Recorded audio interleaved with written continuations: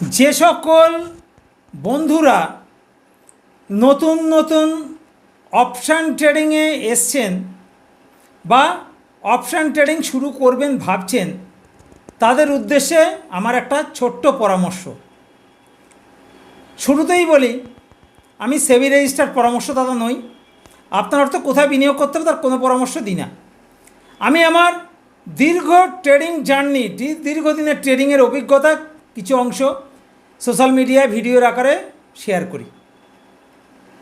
নতুন ট্রেডার বন্ধুদের উদ্দেশ্যে জানাই যে আপনাদের মধ্যে অনেকেই আছেন যারা মাঝে মধ্যে 1:1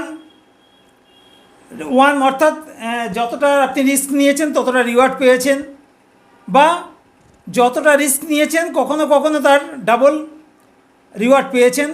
আপনি ভাবছেন আপনি ট্রেডিংয়ের অনেক কিছু শিখে গিয়েছেন, বাকিটা শিখে যাবেন, ফলে আপনি খুব তাড়াতাড়ি আপনার স্বপ্ন পূরণ করতে পারবেন।